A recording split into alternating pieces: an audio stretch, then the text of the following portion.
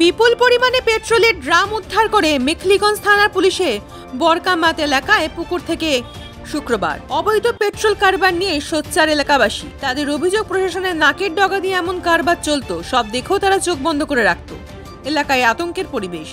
মাধ্যমিক শিক্ষা কেন্দ্র বন্ধ রয়েছে। অবৈধ পেট্রোলের সঙ্গে যুক্ত একজন বিরোধী তদন্ত শুরু করেছে পুলিশ, যদিও সে পলাতক। অবৈধ পেট্রোল কারবারের জাল জামালদহ থেকে আশেপাশের গ্রামাঞ্চলে ছড়িয়ে পড়ে। এইসব হচ্ছে। আচ্ছা, আপনার পুকুর এটা নাকি? হ্যাঁ, আপনার পুকুরে এইভাবে তেল মজুদ করে রাখা হচ্ছে, আপনি জানেন না? আমি জানি না, আমি তো সকালবেলা দেখি, আমি তো বললাম যে এগুলো কি হচ্ছে এখানে।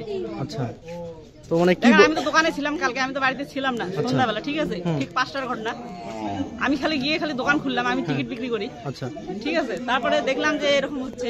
কে বা কারা এই কাজের সাথে যুক্ত রয়েছে? মানে সবাই দৌড়াচ্ছে, ভাবলাম যে প্রথমে যে অ্যাক্সিডেন্ট হয়েছে হয়তো। তারপরে বাইরে বাড়ায় দেখতেছি যে দাউ দাউ করে আগুন জ্বলতেছে। এবার আমি না পাচ্ছি দোকানে যাইতে, না পাচ্ছি মানে খারাপ হয়ে থাকতে। এবার ভাবতেছি পিছনেই আমার বাড়ি, ঠিক আছে। এবার একবার যদি ওদের বাড়িতে ওগুলো লাগে, ওগুলো আমার বাড়ি চলে যাবে। আমার বাড়িতে আমার মেয়ে একাই আছে। এবার দোকানটা আমি 2 বছর পরে হলো করতে পারবো, কিন্তু আমার মেয়ের যদি কিছু হয়, আমি মেয়েকে কিভাবে করবো? কতদিন ধরে কাজ চলছে?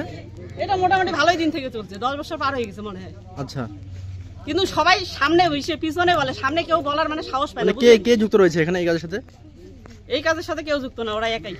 আচ্ছা, আমরা চাই যাতে এই কাজ এই গ্রামে না হয়, কারণ আমাদের গ্রামের বাচ্চা কাচ্চা আছে, ভবিষ্যৎ আছে সবাই।